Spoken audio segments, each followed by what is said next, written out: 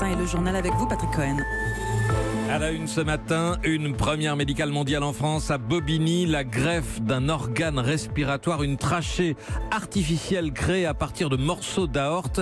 12 patients déjà opérés et guéris. Au Venezuela, Nicolás Maduro réélu jusqu'en 2025. Ses opposants rejettent les résultats et réclament un nouveau vote. Nous serons sur place avec l'envoyé spécial d'Europe 1, Sébastien Krebs. Semaine décisive à la SNCF qui pourrait être celle de la sortie du conflit, nous dira Nicolas Barré. Y a-t-il un Eldorado portugais? 50 000 Français sont installés au Portugal. Le chiffre a quintuplé en 4 ans, pas seulement des retraités.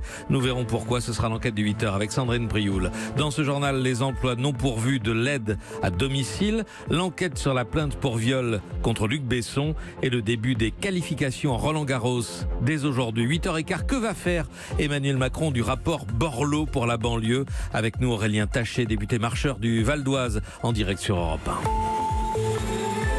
Une spectaculaire réussite française donc pour ouvrir ce journal, une première médicale dont les conclusions viennent d'être révélées un peu plus de 7 ans après la première opération. Il y en a eu 11 autres depuis, réalisées à l'hôpital Avicenne de Bobigny, 12 patients à qui l'équipe du professeur Martineau a réussi à reconstruire une trachée, Chanel Petit. Oui, il a réussi là où tous ses confrères ont échoué. Jamais jusque-là on était parvenu à créer un organe respiratoire artificiel. La démarche du chirurgien est inédite.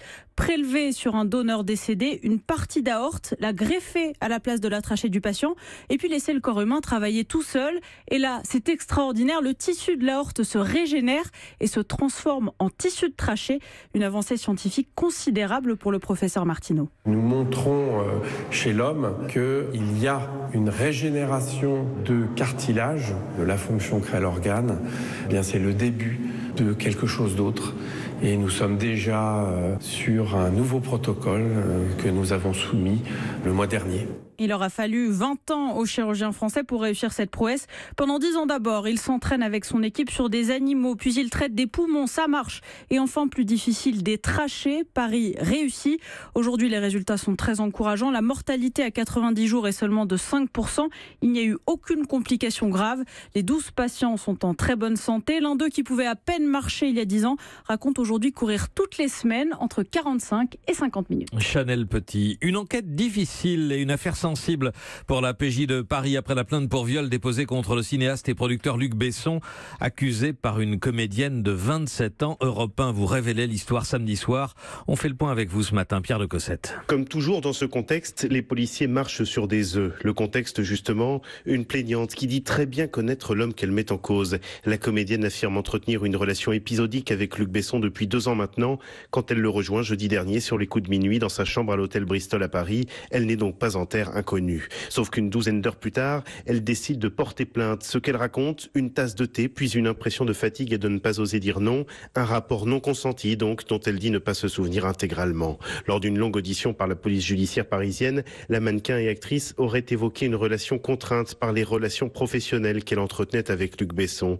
À ce stade, les enquêteurs n'ont pas encore entendu le producteur de 59 ans qui se trouve à l'étranger et qui, par la voix de son avocat, conteste formellement ces accusations. Son audition sera peut-être déterminante pour cerner la nature de sa relation avec la jeune femme. Les policiers, eux, ont procédé à des prélèvements et lancé des analyses toxicologiques sur la comédienne. Les témoins de sa sortie du palace, environ 2 heures après son arrivée, n'ont rien remarqué d'anormal dans son comportement. Pierre de Cossette du service police-justice d'Europe 1. Il est 8h04 à la suite du journal, Patrick Cohen. Au Venezuela, le résultat ne faisait guère de doute. La présidentielle anticipée que Nicolás Maduro avait convoquée lui permet de se maintenir au pouvoir encore jusqu'en 2025. 68% des voix, mais avec une participation très faible. D'après les chiffres officiels, moins d'1 électeur vénézuélien sur 2 s'est déplacé et Maduro n'obtient que 5 800 000 voix sur 20 millions d'inscrits. Devant ses partisans, pourtant, le président réélu s'est réjoui d'un record historique. Nous avons encore gagné. Nous avons triomphé. Et c'est un record historique. Jamais un candidat à la présidentielle n'avait obtenu 68% des voix du peuple. Je vais honorer cette confiance que vous me faites. Nicolás Maduro qui proclame sa victoire alors que les deux autres candidats la contestent et réclament un nouveau vote pour cause de pression sur les électeurs. Sébastien Krebs, vous êtes l'envoyé spécial d'Europe 1 à Caracas. Oui, et les adversaires de Maduro ont même anticipé en s'exprimant avant même la proclamation des résultats. Ici, c'est Henri Falcon qui a recensé 144 000 irrégularités, des électeurs qu'on va aider dans l'isoloir, des bureaux de vote encore ouverts 2 heures après leur fermeture théorique et des menaces implicites de suppression des aides sociales. Il réclame un nouveau vote. Beaucoup d'opposants se sont surtout abstenus, comme cette jeune femme totalement écœurée. Ça va continuer pareil qu'avant et on ne sait pas ce qui va se passer, mais là c'en est trop. L'inflation, la délinquance, il faut qu'il se passe quelque chose. Je ne sais pas si c'est en protestant, mais on a toujours l'espoir que quelque chose réussisse. On est dans le flou total. Les partisans de Maduro, eux, balayent les critiques. Ils ont célébré la victoire et bien avant l'annonce des résultats. C'est une victoire claire et parfaite. C'est un message qu'on envoie à l'Europe. Sachez qu'ici au Venezuela, nous sommes en démocratie. Nous choisissons notre chemin libre et indépendant. Cette nuit, Nicolás Maduro a annoncé qu'il tiendrait sa promesse, organiser un grand dialogue national pour tenter de réconcilier le pays. Beaucoup doutent qu'il y arrivera. Sébastien Krebs à Caracas, au Venezuela, pour Europe 1. En France, 3 choses à retenir dans l'actualité sociale. D'abord, des réponses de l'exécutif au rapport Borloo sur les banlieues. Emmanuel Macron les dévoilera demain matin à l'Elysée, mais déjà le chef de l'État semble prendre ses distances avec les mesures préconisées par l'ex-ministre de la Ville. Ça ne sera pas un grand dispositif, il n'y aura pas d'annonce fracassante, mais des mesures efficaces pour les quartiers en difficulté, d'après l'Elysée. On en parle avec l'un des députés de la majorité qui suit ce dossier, Aurélien Taché, notre invité, à 8h15. Et puis le gouvernement qui confirme sa volonté de réduire les dépenses liées aux aides sociales, notamment les aides à l'emploi si le chômage baisse. C'est ce qu'a dit le ministre de l'économie Bruno Le Maire hier sur Europe 1. Enfin, troisième actualité, la SNCF encore. Nicolas Barré, c'est peut-être cette semaine qu'on va, selon vous, apercevoir la sortie du conflit. Écoutez, la semaine va être décisive pour 3 raisons. D'abord parce que le soutien à la grève recule, le taux de grévistes a encore baissé vendredi et 65% des Français, selon un sondage IFOP, le JDD, veulent que le gouvernement aille jusqu'au bout. L'opinion est donc du côté de la réforme. Et puis deuxième raison, le Sénat entre en jeu demain et va examiner plusieurs amendements importants. Il ne s'agit pas de détricoter la réforme votée massivement à l'Assemblée, mais de prendre en compte des demandes des syndicats, notamment CFDT et UNSA, sur le volet social et d'apporter de nouvelles garanties sur l'avenir des petites lignes. Un sujet de préoccupation majeur pour les sénateurs, mais aussi pour les cheminots. Mais le gouvernement pourrait faire lui aussi des concessions. Voilà, c'est la troisième raison qui permet d'entrevoir la sortie. Vendredi prochain, Édouard Philippe va recevoir une nouvelle fois les syndicats. Alors sans toucher au principe de la réforme, il a dans la manche de quoi faire bouger les lignes. D'abord sur les modalités de reprise de la dette, dont une partie sera définitivement sortie des comptes de SNCF Réseau.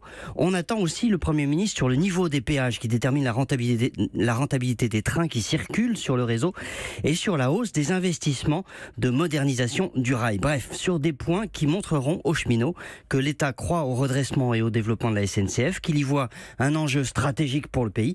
Autant d'éléments dont l'objectif est clair, sortir au plus vite d'un conflit qui a assez duré. Nicolas Barré, le directeur de la rédaction des Échos, merci. Comme chaque lundi de Pentecôte depuis 15 ans maintenant, nous travaillons pour la prise en charge des personnes âgées dépendantes. Le gouvernement réfléchit d'ailleurs à l'instauration d'une deuxième journée de solidarité, mais dans le secteur de l'aide et des soins à domicile, il faut savoir qu'on manque de bras, on manque de recrues. 5000 postes sont à pourvoir. François Geffrier s'est rendu dans une association parisienne. Elle a 96 ans, on lui en donnerait 20 de moins. Avec sa petite canne, ses boucles d'oreilles et son foulard impeccable, Arlette est venue à pied à l'AMSAV, l'association qui lui fournit une aide à domicile de façon très régulière. Normalement, 3 fois par semaine.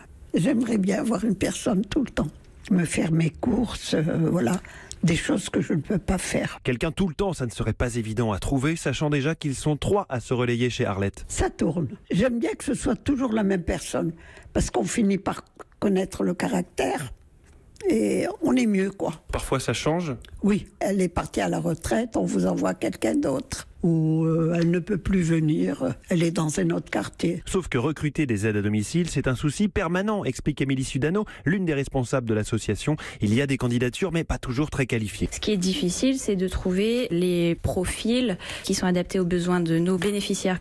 On a des personnes qui sont vraiment dépendantes, où là, on a besoin de personnel un petit peu plus qualifié. Le métier n'est peut-être pas assez attractif. Pour un agent à domicile, c'est au SMIC. Et c'est des métiers qui sont très pénibles. Pourtant, le besoin est constant. Avec les vacances d'été qui arrivent, cette association l'association doit recruter 50 personnes pour Arlette et tous les autres. François Geffrier. Et maintenant, cap vers le Portugal, pays où environ 50 000 Français ont choisi de s'installer ces dernières années. Pas seulement des retraités qui cherchent une vie au soleil, une fiscalité plus douce, mais aussi des familles, des jeunes entrepreneurs. C'est l'enquête du 8h avec le reportage de Sandrine Brioul. Une ancienne usine réhabilitée est devenue bar branchouille de Lisbonne. Ici, Dorian vient en voisin, bruncher le dimanche, mais aussi travailler pour son logiciel informatique d'1 an à peine.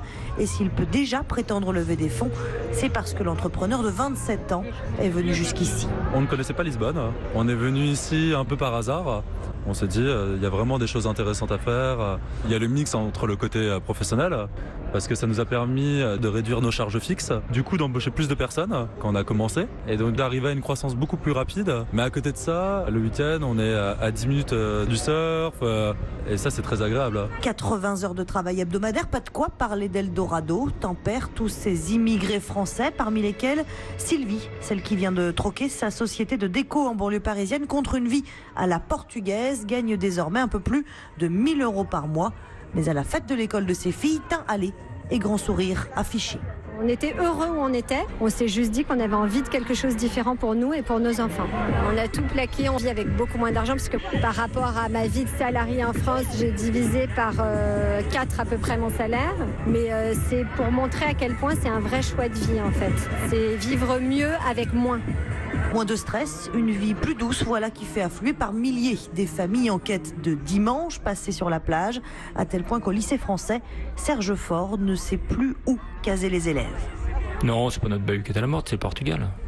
On en est à l'heure actuelle à 250 personnes qui n'ont pas de place, qui sont en liste d'attente pour l'année prochaine. Et évidemment, je cherche désespérément et en vain des places pour tous ceux qui veulent venir ici. Des arrivées suscitées aussi par un dumping fiscal si attractif que le Portugal en vient à tromper la crise, à afficher un taux de chômage dorénavant inférieur à 8%. Du coup, les groupes français, Société Générale, BNP, Natixis s'en mêlent aussi et délocalisent pour s'offrir l'une des main-d'œuvre ultra qualifiées les moins chères d'Europe, 1 800 € mensuels, l'ingénieur informatique trilingue. Lisbonne, Sandrine Prioul, Europe 1. Il est 8h12. Le début des internationaux de France de tennis, à présent dont Europe 1 est la radio officielle, c'est dimanche prochain. Roland Garros, mais toute la semaine, c'est l'heure des qualifications. Corinne Boulou a partagé la découverte des qualifs par un jeune joueur habitué au tournoi de 2e ou 3e division. Le jeune breton connaît Roland Garros pour s'y entraîner régulièrement, mais il va découvrir cette fois l'ambiance des qualifications, véritable antichambre du tournoi du Grand Chelem. Evan Furness, 457e mondial, était aux anges en apprenant qu'il bénéficiait d'une invitation pour jouer Roland, comme il le dit avec gourmandise. Il touche du doigt son rêve, non sans une petite boule au ventre. C'est sûr, c'est exactement ça. Je suis super excité. C'est la première fois que je participe à un Grand Chelem, donc forcément il y a un peu de pression petit à petit qui arrive. On a envie de bien faire, on n'a pas envie que le tournoi se finisse trop vite. Evan, qui touchera au minimum 6 000 €, est accompagné sur ce tournoi par Olivier Malcor, qui fut l'entraîneur de Mickaël Liodra ou de Paul-Henri Mathieu. Il l'aide à gérer cette entrée dans la cour des grands sans trop de stress. C'est d'abord l'apprentissage et c'est jamais facile à gérer, et notamment les émotions. Il faut simplifier les mots, se focaliser sur la notion de calme, la notion de qu'est-ce qui va se passer. On va essayer d'anticiper un peu les différentes situations. Si tu joues bien, si tu joues mal, s'il y a du monde, s'il n'y a pas de monde. Il faut arriver à se projeter un tout petit peu. Il est vrai que les qualifications ont attiré l'an passé toute la semaine plus de 20 000 personnes. Corinne Boulou, Roland Garros, donc Europe 1, radio officielle de Roland Garros. Ça commence dès aujourd'hui. Football, ambiance électrique et match totalement fou. Hier soir, Ajaccio a remporté le barrage de la Ligue 2 vers la Ligue 1 face au Havre. 5 tirs au but à 3, mais 4 cartons rouges ont été distribués auparavant, 2 de chaque côté. Déclaration de l'entraîneur du Havre. Ce soir, je suis fier de mes joueurs et dégoûté du football. Dans un instant, notre invité Aurélien Taché, député de La République En Marche du Val d'Oise. À tout de suite.